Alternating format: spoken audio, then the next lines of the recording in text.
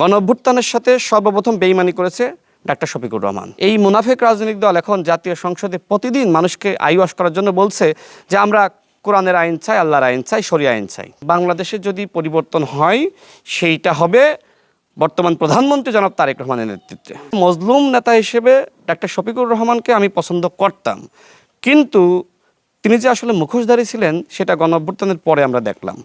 তিনি সর্বপ্রথম বাংলাদেশে আওয়ামী লীগকে সাধারণ ক্ষমা ঘোষণা করেছেন, অর্থাৎ গণঅভ্যুত্থানের সাথে সর্বপ্রথম বেইমানি করেছে ডাক্তার শফিকুর রহমান। সুতরাং এই শফিকুর রহমান সাহেবকে নিয়ে এখন কি বলবো, তিনি নাকি বিএনপির পতন ঘটিয়ে দিবে। ডাক্তার শফিকুর রহমান তো জীবিতই ছিলেন, তাই না? তো ডাক্তার শফিকুর রহমানের নেতৃত্বে মগবাজারের তালাটা পর্যন্ত খোলা যায়নি।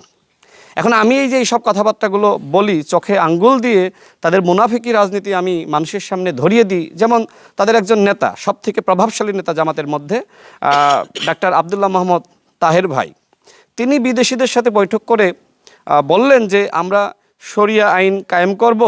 এটি আমরা কোথাও বলি নাই। এমনকি তাদের নির্বাচনী ইস্তেহারে কোথাও উল্লেখ করা নাই যে তারা ক্ষমতায় গেলে শরিয়া আইন কায়েম করবে। RICL TMX, যুগের পর যুগ স্থাপনা থাকে মজবুত।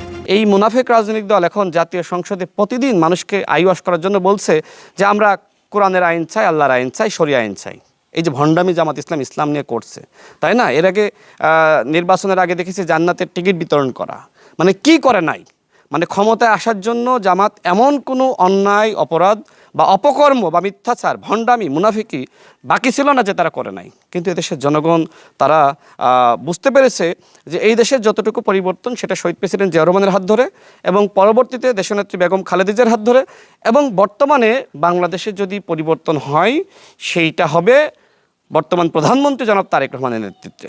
আমি এদেশের জনগণকে বলবো যে বাংলাদেশে যদি পরিবর্তন হয় সেটা জনাব তারেক রহমানের হাত ধরেই হবে। নাহিদ ইসলাম তিনি আসলে গণঅভ্যুত্থান পর্যন্ত তিনি সঠিক পথেই ছিলেন, কিন্তু যে সময় জামাতের ফাঁদে পা দিয়েছেন তিনি আসলে বিপদগামী হয়েছেন।